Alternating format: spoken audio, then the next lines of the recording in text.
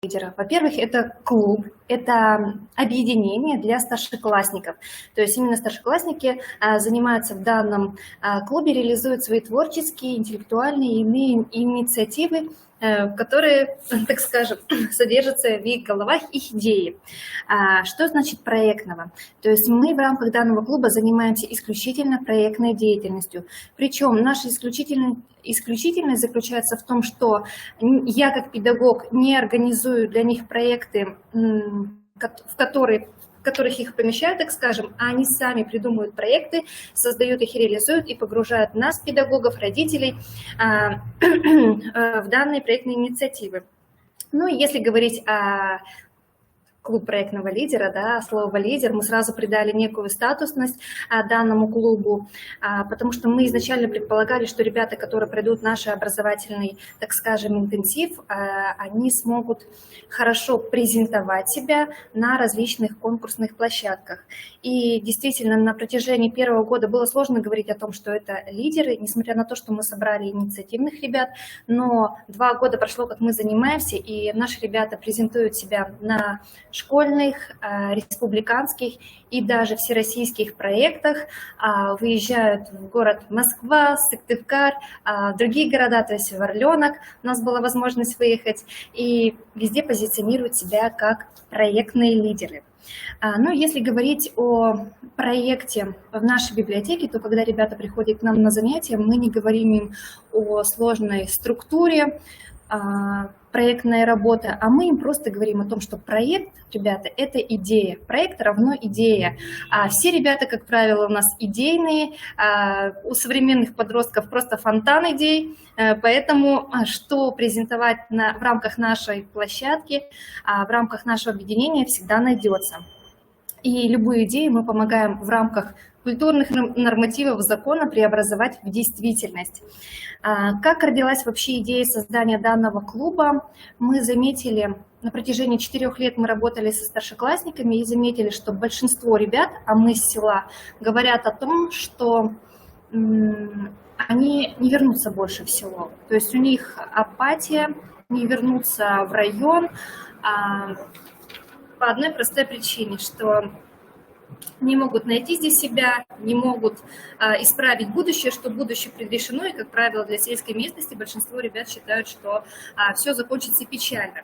Поэтому мы решили сломать их, так скажем, блоки и установки в голове о том, что все наше будущее зависит только от нас.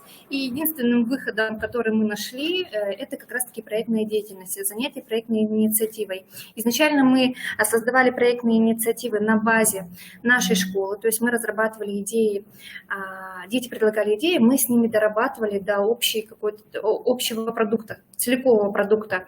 И в рамках школы, в рамках района реализовали совершенно разные идеи, то есть они даже не касались непосредственно библиотеки. К нам пришли ребята из спортивного сектора, театралы, пришли интеллектуальные личности, и со всеми ими мы работали и реализовали их идеи. И когда они поняли, что они могут изменять свое пространство в рамках школы, в рамках района, в рамках какой-то своей досуговой деятельности, мы поняли, что наших ребят можно готовить уже на республику и на Россию. И буквально за прошлый год точнее на протяжении 2 лет мы участвуем с ними в конкурсах. Сразу скажу, что у нас конкурсы отборочные. То есть если говорить о Республике Коми, то мы участвуем лишь в тех конкурсах, которые входят в реестр значимых интеллектуальных, спортивных и так далее. Очень длинное название именно в эти конкурсы. Почему именно их? Во-первых, участие в этих конкурсах победа в этих конкурсах позволяет ребят заносить в реестр одаренных детей Республики Коми. И многие, например, средние учреждения учитывают то, что ребята входят в реестр одаренных детей. Более того, когда мы подаемся на такие значимые мероприятия, как ученик года и прочие мероприятия, прочие конкурсы премиальные для детей, то реестр очень сильно помогает им. И также в прошлом году мы стали с ребятами активно участвовать на российской площадке, то есть мы тоже искали те конкурсы, те интересные моменты, куда могли бы погрузить детские инициативы, и в прошлом году мы даже одержали победу на России, мы выиграли территорию самоуправления, конкурс территория самоуправления, и ребята нашей сельской школы, помимо того, что мы обогнали Москву, Питер и прочие ведущие города, мы вошли в 100 значимых социальных проектов, детских проектов, 100 значимых, в топ-100, но заняли там первое место. И даже нам звонил один из министров, не буду говорить его фамилию, и сказал, как это так, сельская школа опередила у нас Москву и Владимир, и различные города. То есть вся, так скажем, фишечка в том, что мы не придумываем за детей, не погружаем их инициативы, а берем их идеи и их прорабатываем.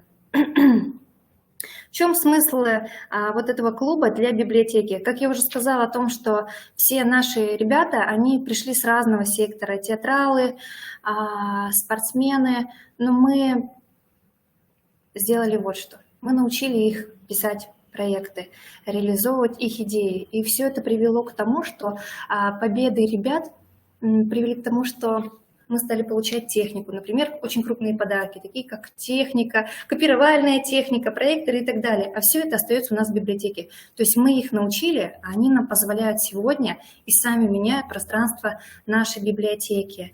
В прошлом году мы, когда поняли, что уже переросли республиканские конкурсы, конечно, есть еще над чем стараться, учиться. Когда мы поняли, что мы можем смело о себе заявлять на России, и несколько раз мы уже побывали в Москве именно с проектами, инициативами, мы решили, что нам пора привлекать спонсоров, привлекать деньги для реализации наших уже больших идей. И на протяжении данного года у нас был блок «Проектная грантовая деятельность», куда в рамках вот данного блока мы приглашали специалистов, а специалистов у нас в Республике Коми достаточно много, которые готовы безвозмездно помочь, обучать ребят писать грантовые проекты. И 7 апреля у нас закончился конкурс на рост молодежи. Рекомендую всем, кто занимается со старшеклассниками, с 14 лет можно подавать грантовые идеи на рост молодежи. А мы подали туда 6 проектов, 6 готовых проектов, разработанных, полноценных. И сейчас вот буквально на днях ждем результата. Более того, привлекать деньги в школу и в том числе в библиотеку можно посредством народного бюджета школьника. И сейчас мы тоже разработали 3 проекта. Защита у нас будет и у вас будет в сентябре месяце. Один из проектов как раз-таки называется у нас, связан с библиотекой, дети разработали.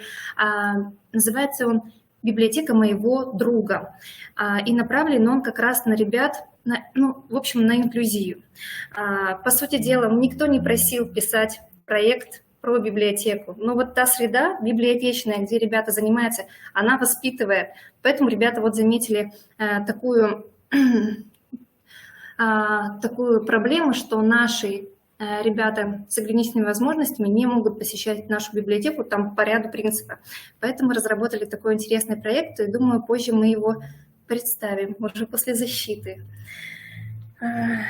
Так, вот что, коллеги, хочу сказать напоследок о том, что мы сегодня научили ребят писать проекты, мы вложили в них силы, и эти идеи не обязательно были библиотечные, но сегодня эти же ребята приходят и формируют наше пространство.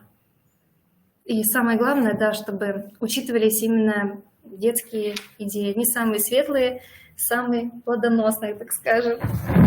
Анастасия Николаевна, большое спасибо за встречу. Я надеюсь, что у наших слушателей есть уникальная возможность с вами связаться и найти, наверное, поймать вас в свободное время, чтобы проконсультироваться по какому-либо проекту, даже какой-то минимум информации получить от вас, как, наверное, лидеров проектной деятельности на данный момент в республике, да,